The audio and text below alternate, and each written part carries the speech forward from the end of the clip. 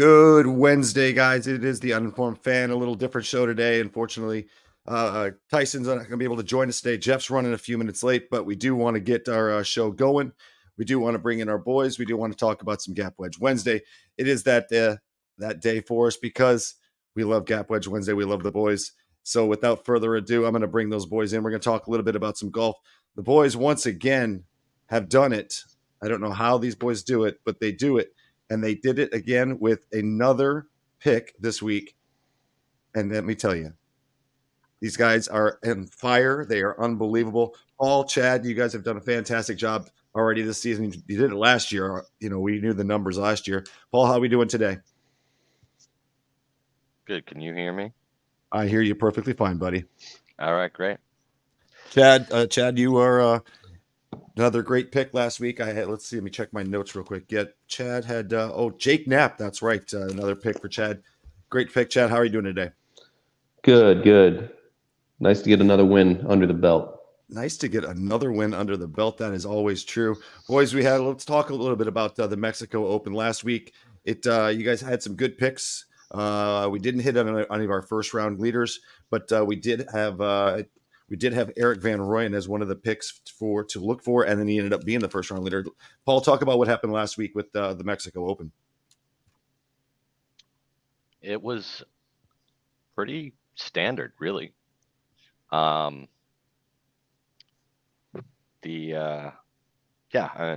having the guy on the top of the leaderboard at the end of the day Sunday is always nice. So we pulled that off. A lot of top 20s, a couple top 10s, a couple close calls. Cam Champ uncharacteristically makes bogey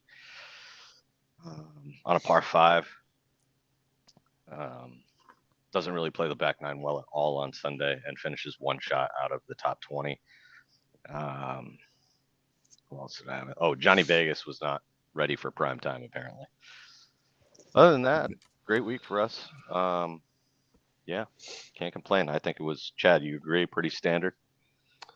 Yeah, I mean, based on what we knew about Mexico is like bombers, guys that hit it far and then put a wedge up there and can play in some wind. I mean, it's exactly what our model was telling us, and it proved it when it came out with what we had. Carson Young up there. He was a triple digit, got a top 10 for us. Like I say, Carson Young's the new Akshay Bhatia maybe for this year. So keep an eye on him on coastal windy courses. A couple other guys, Doug Gim played well out there. Just an overall good week. Now time to get on to the Cognizant in Miami or Palm Beach. Palm Beach, yeah. Now, before we go to there, I want to look at some of the names you guys had. Let's see. I'm looking at the leaderboard. Of course, we had Jake Knapp. We've got, Patrick Rogers, T6. Do we have Novak? Was Novak on the list? Novak. No, Novak wasn't there. But we did have Doug Gim tied for 8th. You had Cameron Young tied for 8th. Van Rooyen 8th as well. You had, geez, my goodness, all these guys in there. Tony Finau was tied for 13th. You guys had a lot of great picks.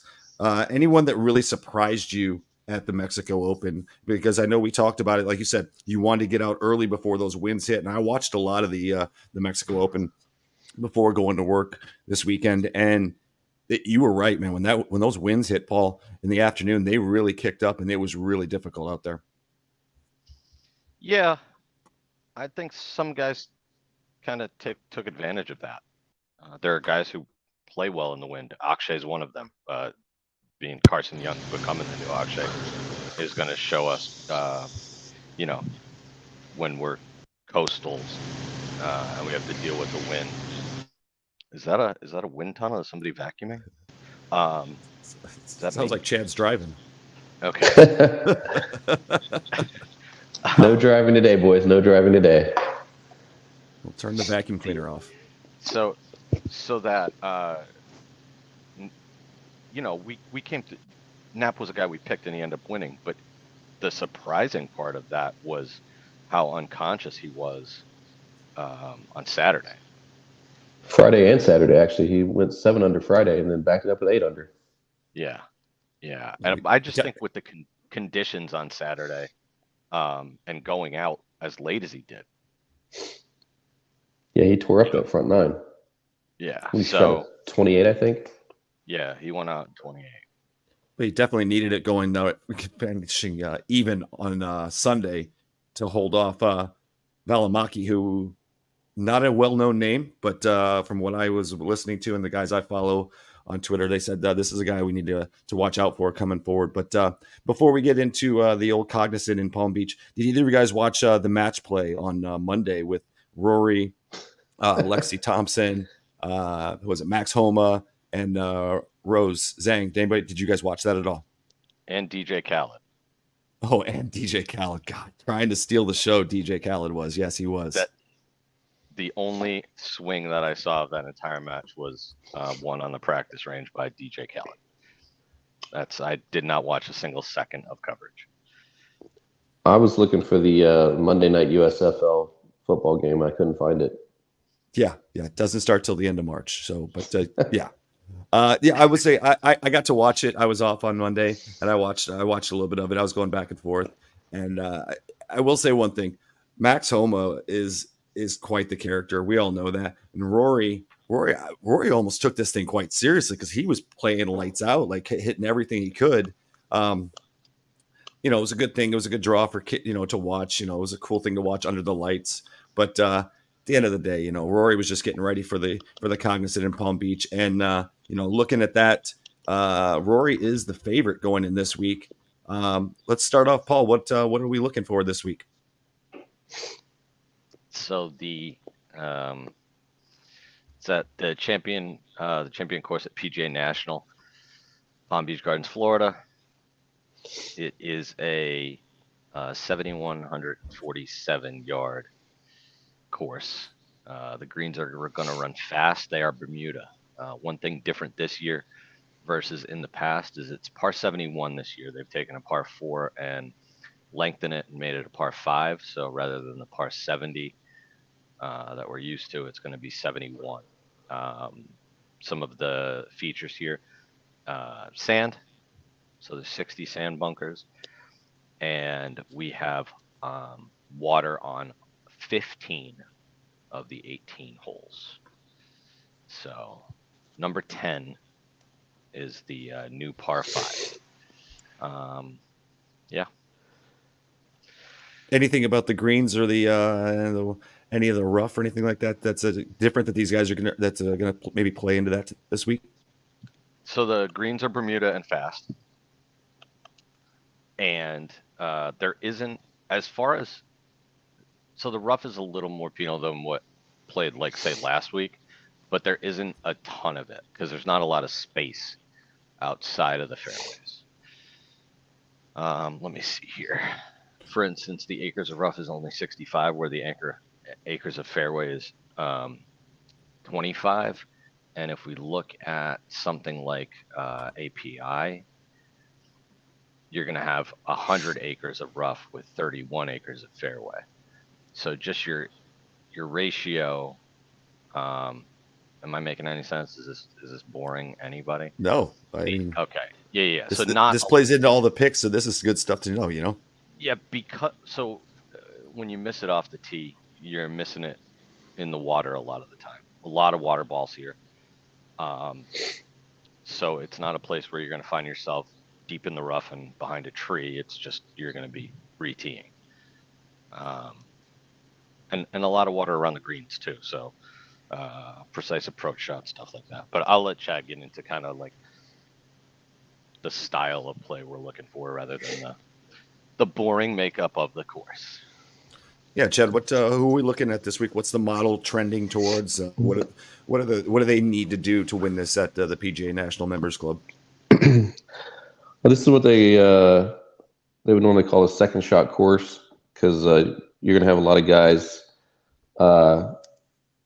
going without driver off the tee because it's a positional course with it being so short, or not. I mean, not so short, but like a shorter course. You guys aren't going to be hitting driver off the tee as much because the water is going to be reachable, and if they lose it, they'll be, like Paul said, teeing it back up or hitting 3 for their approach shots.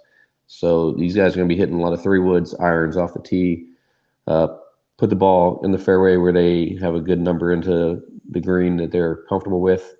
And like you said, with water being all around the green, these guys are definitely going to be wanting to make sure that they're hitting irons that they're comfortable with into the green so that they don't lose strokes up by the green also.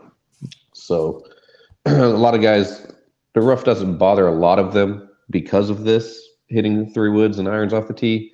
So we don't really find it as penal, but like on some of the par 5s, if guys can't really hit the fairways, then it will affect them being able to go for it in 2. So, but one thing is that a lot of the par 5s on this course are some of the easiest on tour. So, it's probably because they're a little shorter, so they can still hit decent irons into the greens on the par 5. So, but some of the guys we're looking at the top, I'm looking at Russell Henley.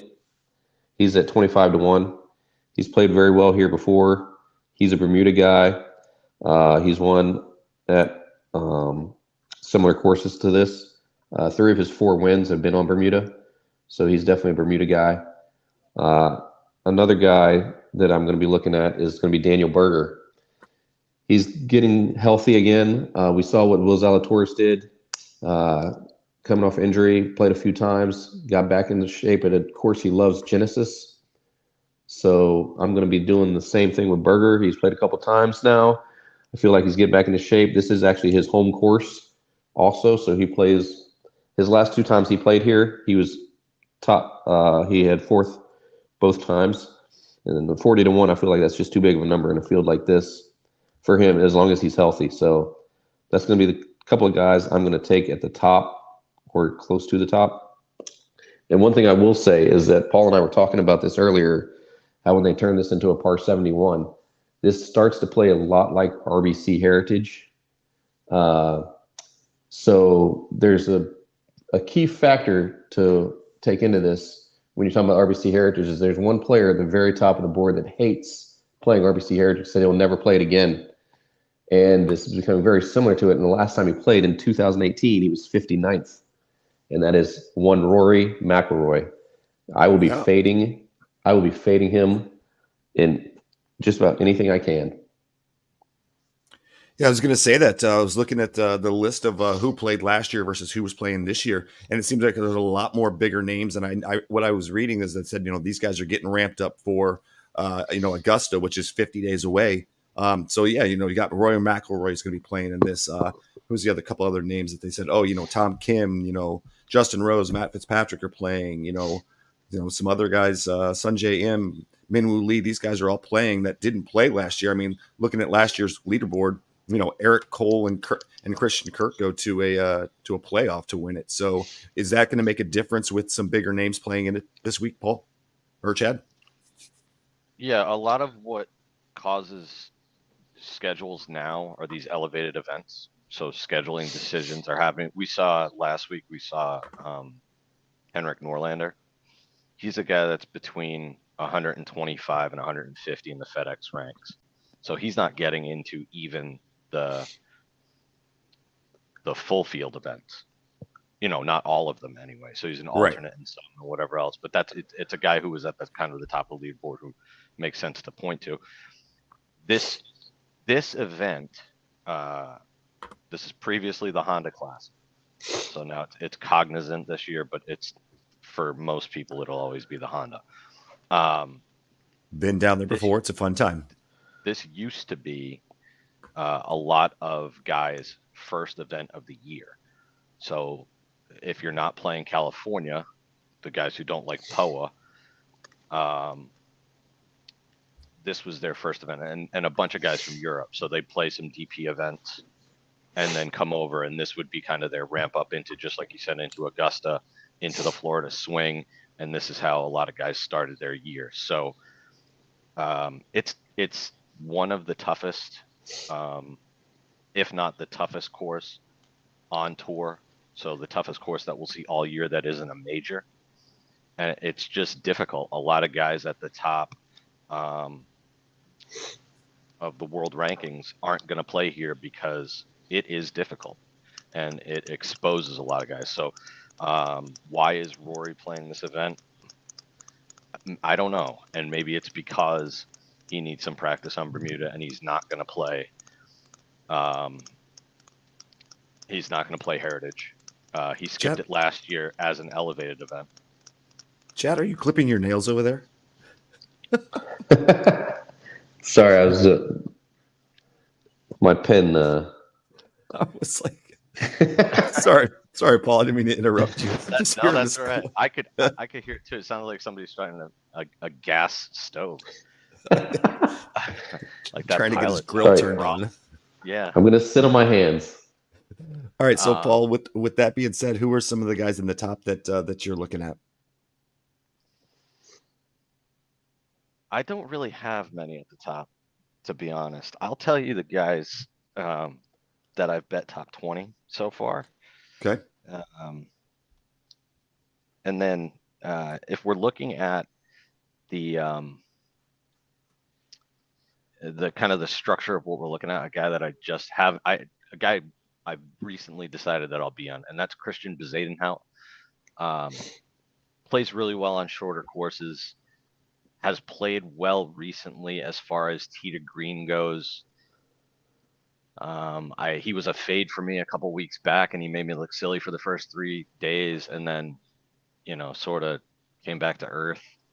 Yeah, the American Express, he finished second, and then he was a fade for me after that. Genesis, 24th, 28th, 20th. But the American Express, he's played well in. Sanderson Farms, he played well in. Those are kind of courses that he plays well at, and he's played here before. A lot of water. He gained strokes putting on Bermuda. Over time, almost half a stroke. Plays difficult courses pretty well, and then he plays wind well. So he's a guy that I will be on to some degree. I have to look at the outright number. But he's definitely going to be somewhere in either a top 20 or, across the board kind of thing. So far, I mistakenly bet Ryan Palmer. So my bet slip includes a top 20 on Ryan Palmer at 6.5 to 1. That's funny because Ryan Palmer plays the bear trap, which is holes 15, 16, 17 here, I believe. The worst of anybody in the history of Earth. Ryan Palmer needs swim fins. He spends so much time in the water here. It's a mistake, but I hope he somehow finishes T20. That'd be great. The guy that I'm really on is Dylan Wu.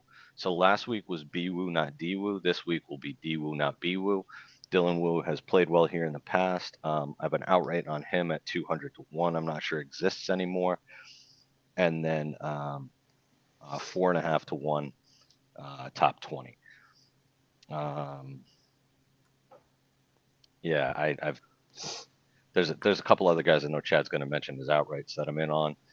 So I'm going to throw a couple names in for longer shots once he's done completing his card.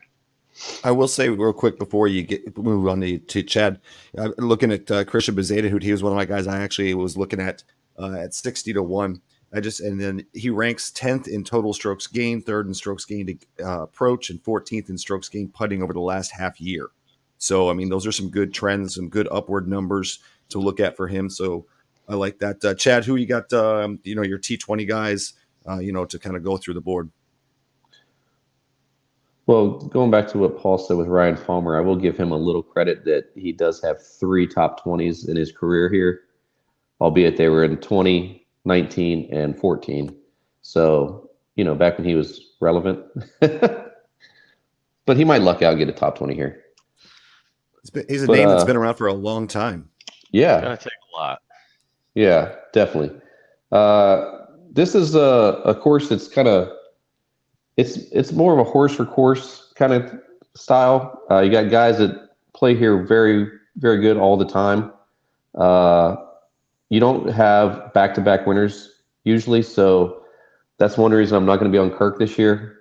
He won last year. There hasn't been a back-to-back winner for, I think, like since Calcavecchia did it, which is no one even knows who that is anymore that follows golf now. So I'm going to stick to some horses for courses that I'm going to bet at some mid-level numbers. I like Shane Lowry. He's around 30 to 1. He's had back-to-back top fives here. He hasn't played a lot, but he doesn't usually. So this is kind of his start of his season. He's the guy that plays Florida courses very well. Another guy is going to be Sepp Straka. He was fifth here last year and then won the year before. So he's another guy that loves this course. Pretty good with Bermuda. He went to Georgia, so he likes the Bermuda greens. Going down a little further, I'm going to be looking at someone like I'm going to go back to Taylor Pendrith. He's the guy that when Paul and I were looking at it, he plays less than driver courses really well. His longer irons are very good, and as long as he can keep his putter in decent shape, he'll be all right. And I did notice that the last 3 times he's missed a cut, he's finished top 10 the next tournament. So that's one thing. He follows up bad weeks with good weeks, it seems. So he's about 75 to 100 to 1. So I'm going to be getting on that. I know Paul's got a couple of our long shots, so I'm going to try to stay away from those. Okay. A guy at 80 to 1 is Mark Hubbard. He in the last 5 years, he's 8th in strokes, 8th in scoring average over the last 5 years at this course, PGA Championship, and he's had 2 top 15s in those last few years. So he's another horse for course guy that I'm going to be backing. A guy that does play wind very well. I'm going to go back to the well on Carson Young and his protege, Akshay Bhatia. There he is. Yeah, at 66, it's not a very tough field. Bhatia at 66, so I can get behind. And then Carson Young, he's just playing well right now. This is another coastal wind course. So he's played here before, so that's another thing. I don't like debutantes here because this is a course that takes some getting used to. And I'm pretty sure there's only been like one debutante that won at this course. So I'll let Paul get into the longer shots. Yeah, so 2 other guys that I've bet already on the in the top 20 market are Sam Ryder, who we figure we mention probably every week. Lee Hodges. Lee Hodges is another guy who's played here well. His number's pretty good based on history. Let me both of those. Lee Hodges, the last 2 years he played here, 2 top 15s. Sam Ryder, 2 top 10s. The last 2 years they played here, and Hodges is a guy that plays courses on water with a lot of water very well. Some of his best outings. So, what's the number that you guys have on Hodges, if you don't mind? Oh, another country. There he is. What was that, Jeff? What's the number you guys have on Hodges? As I'm looking here on Hard Rock, I'm just trying to. I have Hodges at 100. 100, okay. And plus Ryder 75 on the top 20. Ryder's 200. Okay. All right. Thank you. Yeah. Welcome in, Jeffrey. Thank you. Yeah. Sorry. Good to be here. Plus 575 on the top 20. I don't know if those. I bet those Monday, so I knew there was some names that we were for sure going to be on, and before the line started diving, like Dylan Wu, for instance, is 150 to 1 on Hard Rock right now, and he opened at 200, or at least you move needles, Paul. You move needles. Yeah, well, you're moving these kind of units. That's what happens. So who were some of our long shots that were some guys that were Yeah, throwing a couple shekels on? One other guy I'll mention that's popped in the model, and we don't play him a lot, but Brendan Todd is 3 in our custom model and 7th in our standard models. Again, Fantasy National Golf Club, we have mixed condition models and some saved stuff from the past, and our Honda 22 that gave us pretty good results. The top 5 guys, well, I'm looking at 100 rounds recent, but he's 3 and 7. So I didn't think I'd be betting Brendan Todd anytime soon, but I will be on him to some degree. Don't let him know. Let it be a surprise. To some degree. I hope none of the guys are following him. Yeah. This week. So that's about. I don't know if there's too many names that I missed. Maybe Chad. A couple of diamonds in the rough that I'm forgetting. Brendan Todd does make sense though. That. Oh, did we say Svensson? No, Svensson. So what we were saying, like with it, it's similar to RBC Heritage now. A couple of guys you might want to look into would be Adam Svensson and JT Poston. Those are 2 guys that played. I've actually heard Poston talked about from some other handicappers from the Action Network that they think he's just kind of in form right now, and this might be when he finally breaks through and gets his first PGA Tour win. Yeah, I mean that's he plays RBC Heritage really well, and that's what Paul and I were talking about before we came on. That we agreed that with it turning into a par 71 now, it's pretty much that same style, So it's under 7,200, par 71, 3 par 5s, coastal, windy.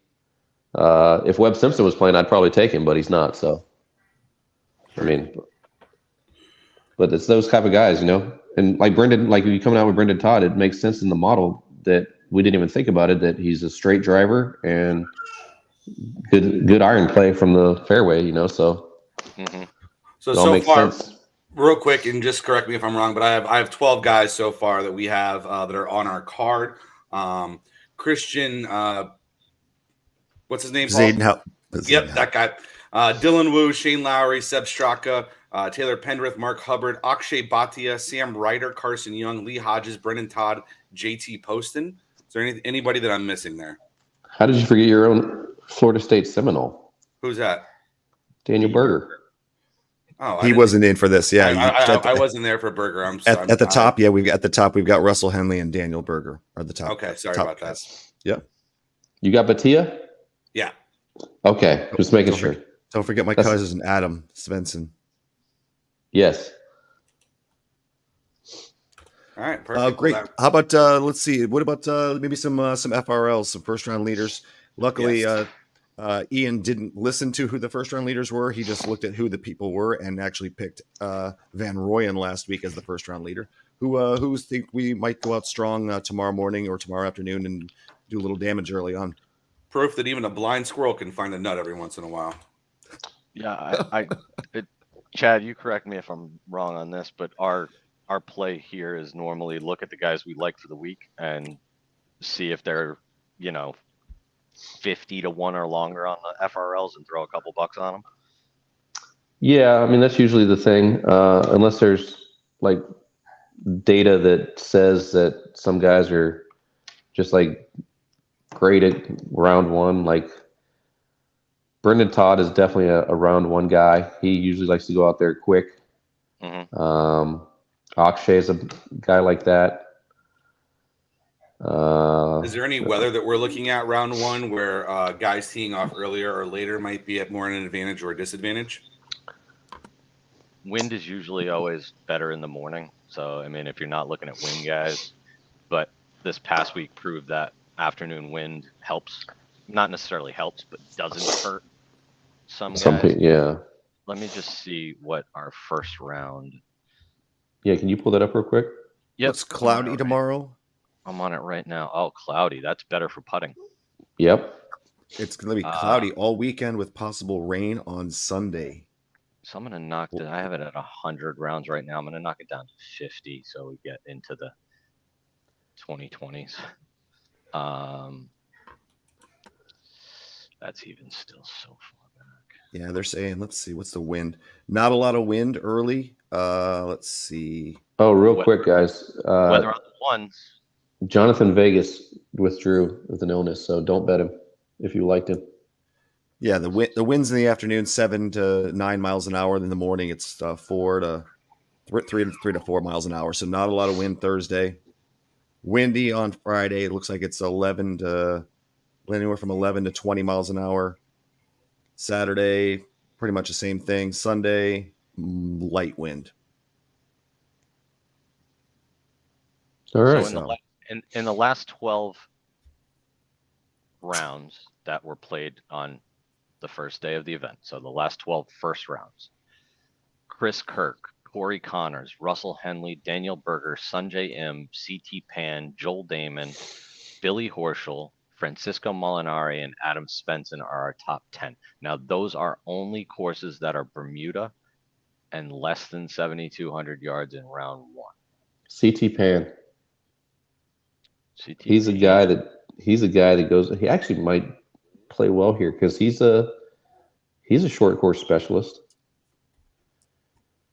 Yeah, I could get behind that. 150. Yeah. Let me see. I'm gonna go ahead and put that in. 150 to 1 first round. That's kind of Joel- the stuff we're looking for. Joel Damon 150. All right, I like it.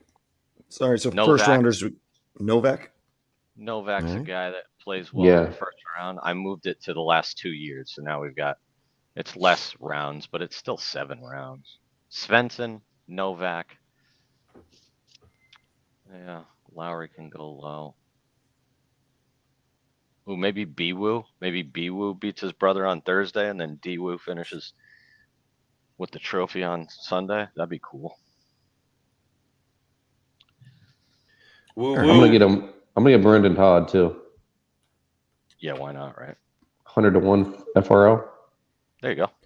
It's the kind of stuff we're looking. All right, boys, I like that. Zayden Before we Hood. let you go, Zayden, another one. Okay. And Svensson are both 60. One thing I wanted to touch on with you guys, and this affects actually all of us because we kind of all live in the area or, we're around this area. But talked to one of my sources last night and, API's coming up. Arnold Palmer, we all said, probably not going to go because it's, a shit show over there. It's a lot of fun when you can go. But we're on Catwatch 2024. Will Tiger play? I learned last night that API and Bay Hill are holding back 50,000 tickets just in case he makes his announcement that he's going to play. So it would be an even bigger shit show. What do you guys think about that? He I draws expected people. him to play. I would expect him to play too. I expected him to play. So he withdrew from the last event because of sick. It wasn't physical. And Bad burrito. I believe he mentioned, in and out. I believe he mentioned that he was going to play API this year. Now that's the buzz that I expected. So basically, if you go and you want to be 7 to 10 deep following Tiger around and be with probably a full quarter of the people in attendance, do it. But if you don't, then just find out where he is and be on the other side of the course. And it's going to be just like it's been in the past. Yeah. It's a good time. It's a great event. The people out there running it are tremendous. The staff at Bay Hill is awesome. The merch is great. Fire. I mean, They got some great hats and shirts. You're not going to find too many better events. I mean, I don't know if they have the milkshakes like Memorial, but and those are just for the players and the people behind the scenes anyway. But is there really too many other events you'd rather go to? We get spoiled because it's right here in the backyard.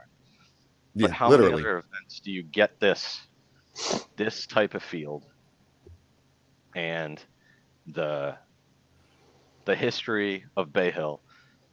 Mr. Palmer. Absolutely. I mean, it's one of the 3 like elevated events for a reason. The invitationals. So I don't know. That's my 2 cents. Yeah, there's also so many spots out there too where I feel like you can really just kind of post up and sit there all day if you want. You know, I'm trying to remember what hole it is. I think it's coming off the green at, I want to say it's number 12. It's a shorter par 4 over the water, but there's a spot right there where you can literally see where 10 green, and then you have 12 green, and then you have the tee off on 13 are all kind of right there. You can post up there. You can post up right underneath the tree on 18 and just kind of sit there all day if you want to. You know, there's hospitality tents. There's tons of stuff everywhere to be able to do. So, you know, if you don't want to walk around and follow Tiger, there's always those options for you as well too. Yeah, Chad, what's the spot we usually hang at? It's it's the green of the par 5, right? 16? Yeah, 16, 17. Yeah. That's a good spot. We hang out down there. Yeah, 17. And then another spot we sometimes hung out with, we'll say like 8, 9, 7, 8, 9. What's the long par 3 that oh wait, no. The long par 5 over the water. Yeah. That's 16. 6? No. The long 16 short. It's a short par 5. Oh, you're talking about the Bryson hole. Yeah, 6, 7. Yeah. 6, and then the par 3 is right after it. Yeah, the par 3 is right there too. You see, have the green on 6, and then there's a hospitality tent that's right there, and then you have the tee off on 7 right there as well too. Yeah, the hospitality tent that's behind the green on the par 5. Correct. Yep. Yeah. It's a really good spot. There's a grandstand. That's the one I was talking about. And it's kind of shaded there as well too. There's some trees over off on the side, so if you got kids or anything over there as well too, you're far enough away from the green where the kids making noise won't matter, but you're kind of shaded as well too, and it all just kind of plays pretty well together. So there's definitely spots where you can post up. The Tiger thing, I don't know. Like, do we buy tickets now and then hope that he announces that he's playing and then go for the resale market on those?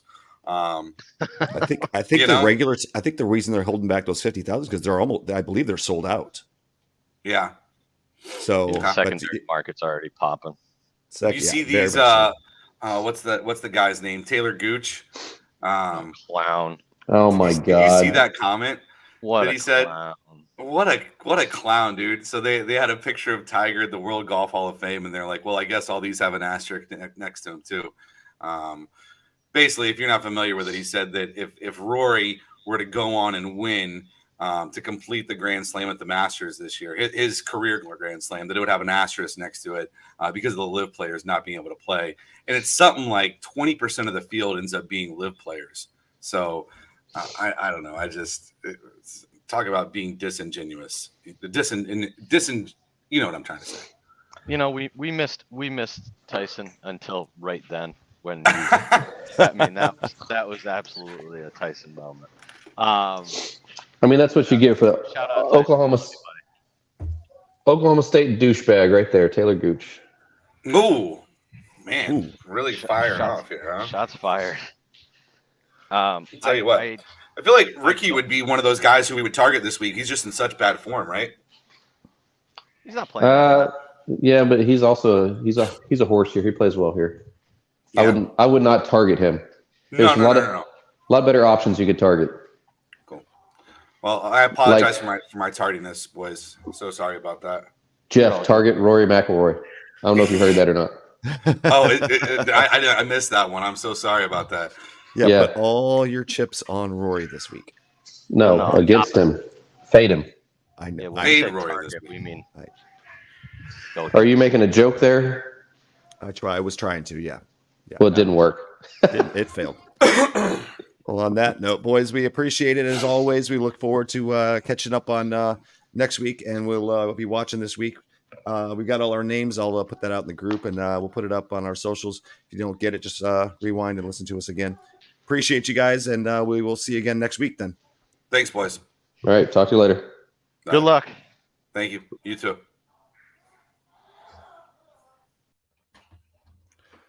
Well, welcome What in, up? Jeffrey. How are we Yeah, doing thanks. today, Sorry, bud? man. So, all right. So I had to go get blood drawn today. Oh yeah, I wanted to You hear know, I this. went in and it's funny. So, right. So like my wife, I was talking with Tyson about this last episode and it was like, oh, if you're gonna get a physical, you got to do all these things, eventually a prostate exam, and I haven't been to a general practitioner in 20 years. And it's so funny because where I used to go for my, physicians, whatever you call it, whatever it is, the people you always go to, literally the exact same place, Sand Lake Commons, right off of Turkey Lake that I went to Yep. for this one. So pretty funny. I show up, I'm like, oh, this is bringing back memories. But sorry, there's a baby dying in the background here. I apologize if you guys can hear that.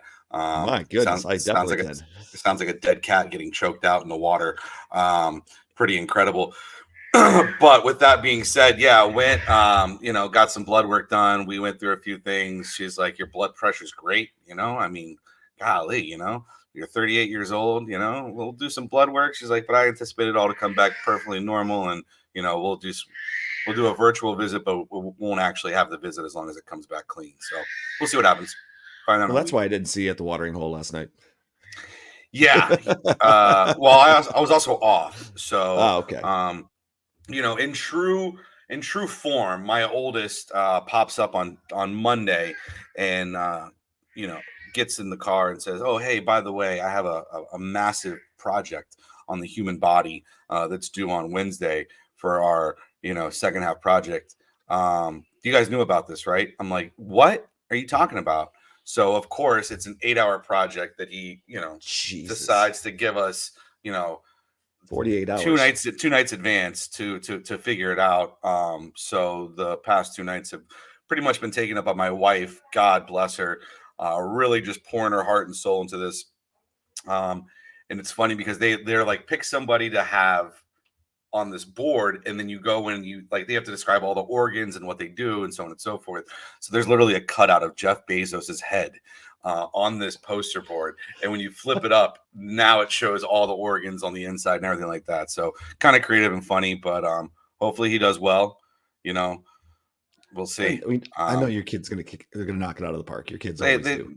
They do okay. They just frustrate me sometimes. So I apologize for my tardiness, but me and my wife both had these appointments today, and so I'm glad that we were able to get Gap Wedge Wednesday. And I did see, as I was at the doctor's office, I'm scrolling through Twitter, and I look and I see that they have taken the odds for Justin Fields' new team, if he was going to go to a new team or where he will start quarterback next year, off the board at a few sports books. Yeah. Now, there was a Instagram that was posted by Justin Fields' agent, I believe, last night, of Justin Fields in his kitchen, jumping up and down. It seemed to be celebratory, whatever it was. Jumping up and down seemed to be celebratory and kind of, I don't know, moving on. So there's two options that we have here, right? Like, either Justin Fields got news that the Bears are trading the first pick, right? And they're trading it for a massive haul, and Justin Fields is staying in Chicago, or Justin Fields got news that he got traded somewhere. And from every single thing that I've seen about Justin Fields, he does not want to be traded from Chicago. He wants to be a Bear. He loves Chicago. He loves the city. Through this entire process, I feel like we've gotten a glimpse into the person that Justin Fields is, and it's made me like him even more than what I previously did, because of the human being that he is and because of the way that he's reacted to the situation. Yeah, imagine if you were in that, being told, "Hey, we might keep you, we might not. We don't know what we're going to do." I would be not checked out, but it'd be tough, right? As it would for any human, Yeah. So I appreciated the way that he's handled this entire thing. I saw a thing with Barstool with Jersey Jerry where Jerry was like waiting for an autograph and Justin Fields big timed him on something. And, Justin Fields literally went and apologized to Jersey Jerry about this and was like, I'm so sorry. I was getting ushered out of there by my handlers or whatever. And, because of this situation and because of you blasting me on social media, I will never, ever do that again to another fan who's waited to meet me. Just certain little things like that, I think, are kind of endearing as a human being and as a leader of a football team and a franchise. What are your thoughts on what's going on with the Bears right now? Do you have any other information that I do not have? I mean, I was, scouring this morning. I luckily was able to wake up at 8:30 this morning, which is always great for me. I hate Good. that. So, I went through socials, watched some stuff, listened to some things. I watched a lot of things that Ryan Poles talked about yesterday. And he said, hey, we're here. We're going to see what the best situation is for Justin. And I think that they're meeting with Caleb Williams either today or tomorrow. And there was a good article that I sent out in our group from Pete Thamel on ESPN that said, Justin or Caleb saying all the right things. I love Michael Jordan, I love Walter Payton, I love deep dish pizza. All right, that's fine, homie, that's good, but you're not here. Justin Fields is here. The players in the locker room want him there. I think Ryan Poles, and I've been saying this since day one. You know this. I've said this to anyone who will listen. Ryan Poles is putting up a big smoke show, and I think it's a great thing because he's trying to say, well, maybe we won't, maybe we won't. But I think behind the scenes with that video that you talked about with Justin Fields, the Bears are going to stick with him. Yeah, you can get Caleb Williams for a cheaper contract, but you know what? Generational has been thrown around so many times. We don't know what you're going to get. I think Justin Fields' improvement in the last 7 games last year, the final 7 games when they went 5-2, that really showed something. I mean, we should have beat Cleveland. That was a fluke. They should have beat Minnesota. They should have beat. There were so many shouldas that we should have done. But like I always go back to your old Bobby Bowden quote, lose big, lose small, win big, win small, win big. I go back to that quote again and again and again because I think that if you look at the progression of the last 2 years, we got our butts kicked 2 years ago. Last year, closer. This coming season, I think, is when you add in, and I've been saying this ever since. We're going to take either Marvin Harrison at 2 or 3. I think Washington's going to give us the bag. I really do. I know Ian hates me to say that, and he tells me to shut my mouth every time. But I think Washington's going to do it because I don't think New England has the balls to pull it off at 3. I really don't. They're not going to go forward with Mac Jones. They may, but who knows? But I'm still sticking with Justin Fields is my starting quarterback on opening day of the NFL season. I'll put money on it with anybody right now. Justin Fields is my starting quarterback, ride or die. 1 + 2 = 7. It's Chicago math. All right. All right. Listen, and I love it. And listen, you add in, a guy like Marvin Harrison Jr. Obviously, you need some help on the offensive line. I think one of the biggest things for Justin Fields last year, we talked about this, when we started betting the Bears, was defense. Defense. Once your defense can show up and make plays for you, shorten fields for you, you're not trying to play catch up and press every single time you're out there. That's a winning recipe for good football as well too. Speaking of starting quarterbacks, I don't know if you saw Spot Rack, who is one of my favorite websites that I did see this one when it comes to cap space, contracts, and anything across any platform. I highly recommend you check out Spot Rack. It is an amazing website. They came out with saying that it looks like was it 4 years, $120 million would be the contract extension for Baker Mayfield. Should that come to fruition, good or bad for the Bucs? What do you think? If it happens, I think it's good. I think good. I think Baker is like, and listen, you guys, we can talk about it. Oh, he's not a great starting quarterback. Oh, he's not this. Listen, what matters most is the 52 other guys in that locker room with him. If they're going to strap up and go play a Warriors game and play for him, that's what matters. That's why Justin Fields has the locker room. Baker Mayfield won over the locker room last year. There was talks at the beginning. They're like, oh, we don't know about this guy. And then he runs over the cat from, Minnesota and tells him, you ain't big enough, son. That's when they said, okay, we got a dog. And then when the last year we watched the Carolina game, he's injured. His ribs are injured. His ankle's injured. And they still win that game. That's what they're looking for. And that's what you need in a starting quarterback in the NFL.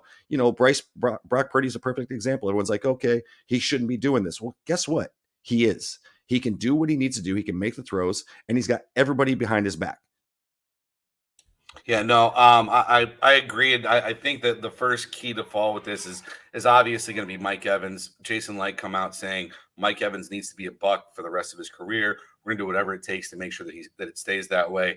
My thing is like, why did you not do this last year when you could have done it? Anyway, I digress. Hopefully it happens. Hopefully Mike gets locked up. I don't want to see Mike Evans go anywhere else at all. Now, we also saw some other news too, because we got the franchise tags that were coming out for players that were able to get tagged. Ladarius Sneed got tagged by the Kansas City Chiefs, but they came out and said they were tagging him, and that if they couldn't work out a long-term deal, they would be open to trading him, and they wanted to let him go talk to other teams to be able to work out a trade offer if he wanted to go somewhere else, and they could not work out a long-term contract extension.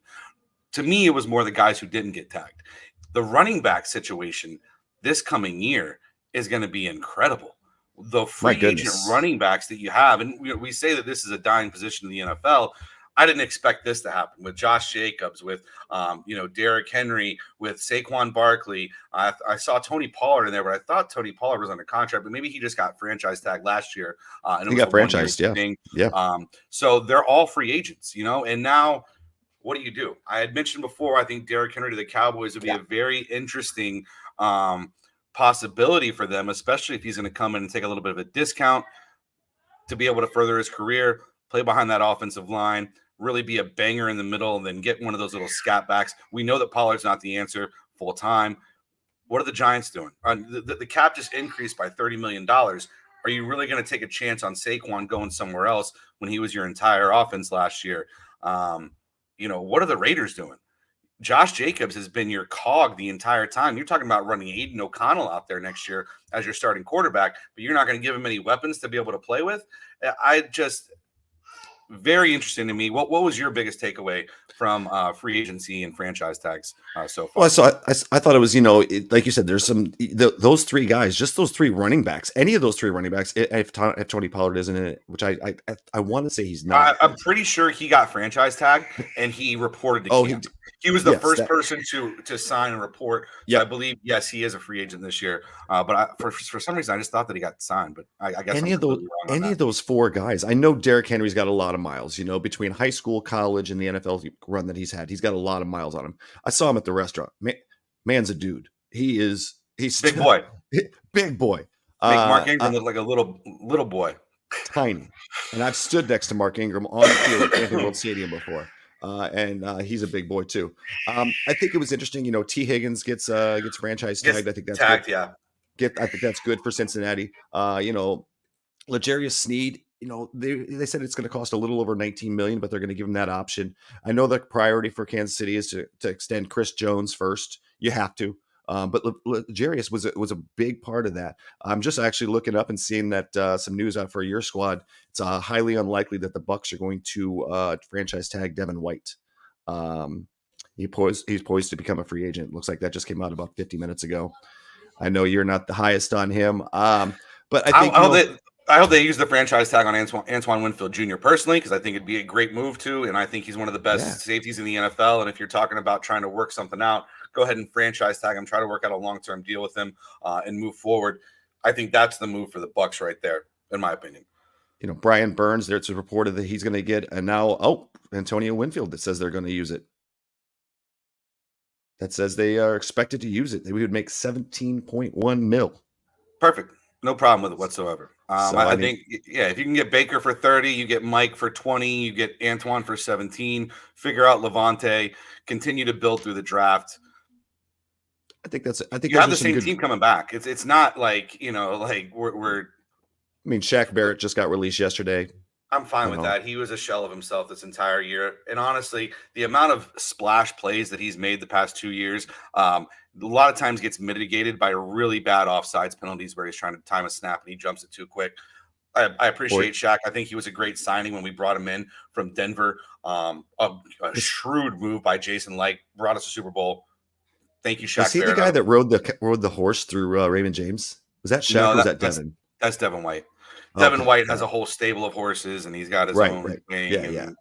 He was a rookie then, and I think there's going to be a lot of names, and free agency doesn't start for 2 weeks, but I think there's a lot of names out there that they could anyone they sign with can instantly become a playoff contending team for a lot of these guys that are available. So I mean, it's going to be interesting to see. I don't know if we talked about it a little bit last night in our group chat, switching from one football to another. Sounds like some more family time coming up to Orlando in June. The Brazil for Brazil game. Yeah, I'm not sure. I didn't even mention it to them yet. Like I mentioned it to Amanda, and she was like, "Oh, okay." I don't know. I mean, I'll talk to Marcus, but I'm going to be right now. I will tell you this: I am not going anywhere near that. I That's know gonna what the be- shit show what it was at Exploria. now I'll And say this: you're talking about going to Camping World instead of Exploria, right? So yeah, it's a a little easier to get in. much Yeah, bigger, much more like they've been there, they've done that, they understand how to manage these type of crowds. That was a shit show that we went to.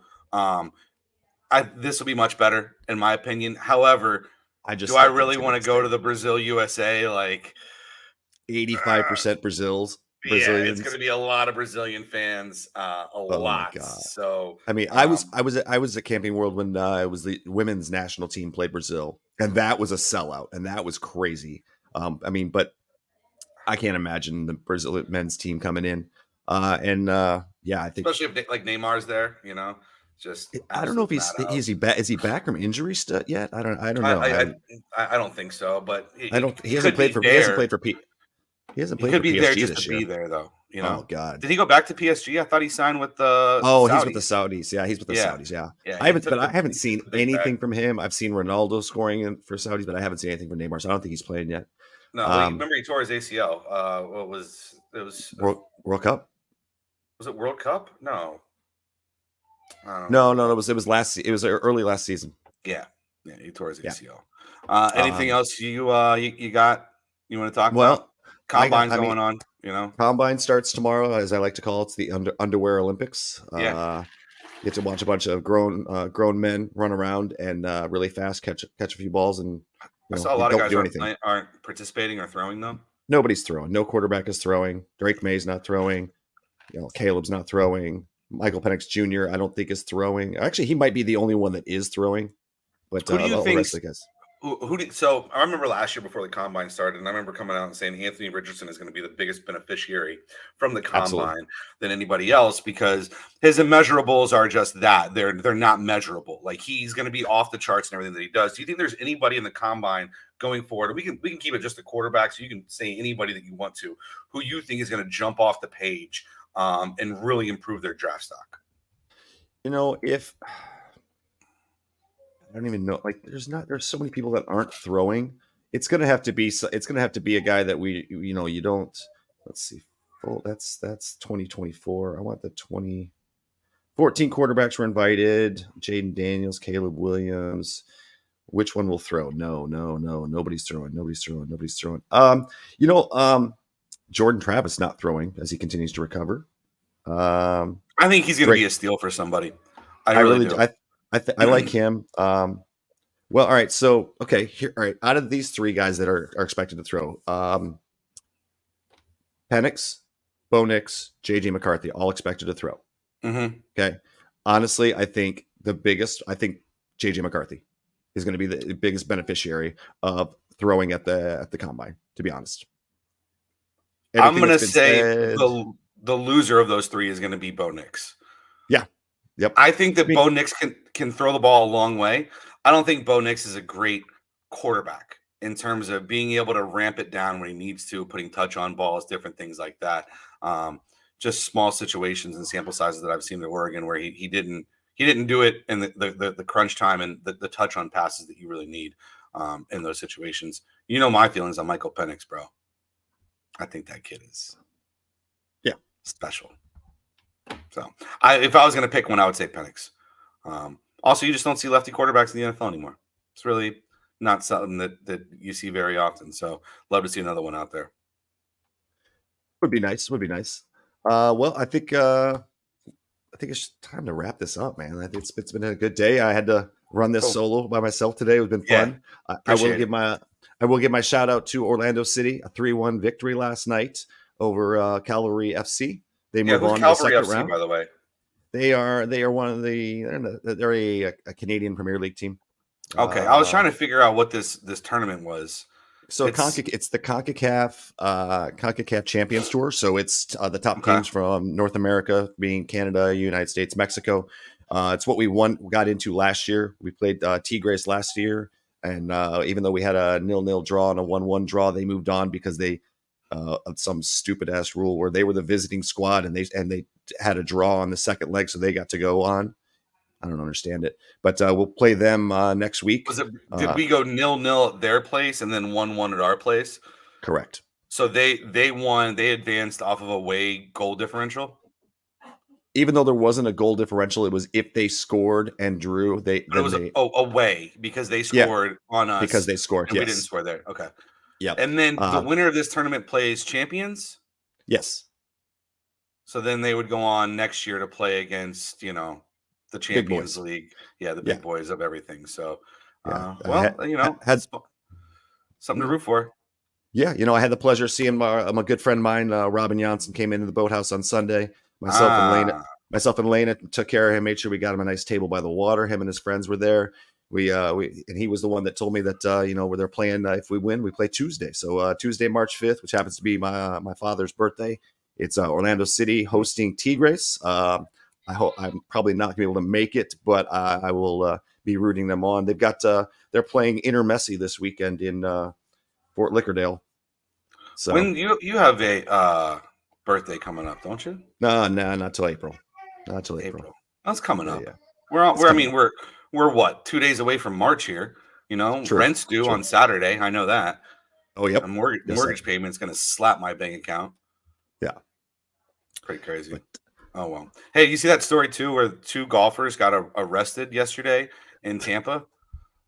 It looked like Innisbrook.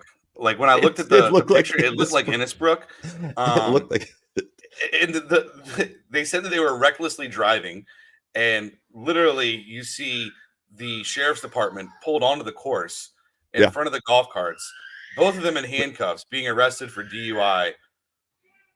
I tell you what, we're not a proper country anymore. If you can't get blacked out drunk and crash a golf cart into somewhere without worrying about repercussions and going to jail, very unfortunate. I will leave it at anonymity, but one of our mutual friends told me one time we played Sanctuary Ridge, that old cow pasture that's now Claremont National. That's supposed to be really nice now. Back in the day, they have gas powered golf carts. Oh yeah, which were great. But apparently, him and a friend were had a couple sodas and left the clubhouse after the ninth hole. Made their way down 10 and they were cruising, flying. And I don't know if you remember this, but on 11, it's like this hill, and over the top of the hill, there's a bunker right there. And if you don't see it, you'll crash right into it. Well, he saw it at the last second and yanked the wheel, and they barrel rolled their cart 3 or 4 times, like literally like boom, boom, boom, boom. They had a yard sale of all their clubs. They both get up. They're a little bloody, look at each other, scoop up their clubs, left the cart there, and walked right back to the parking lot and left. See ya. You see Brendan Schaub, comedian, former MMA guy. You see he was trying to do a donut in his truck and just absolutely rolled the thing. Destroyed it. Unbelievable. Oh, well, got to be better. That's why we were responsible. I read this story. Dove Kleiman, right, who's always got some kind of information out there on Twitter. You've seen him on Twitter, right? I probably have. Yeah.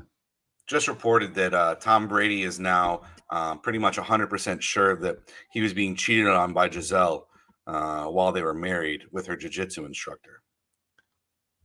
She wasn't just rolling around learning how to do a rear naked choke, huh? Fucking Brazilians, dude. Anyway, digress. Those are your people, Jeffrey. Go USA. All right. We appreciate everybody tuning in. Thank you guys so much. Gap Wedge Wednesday. Make sure you get those picks in. Obviously, another big hit for the kids last week as well, too, on NAP. Just keeping it rolling, man. Unbelievable. Always hit.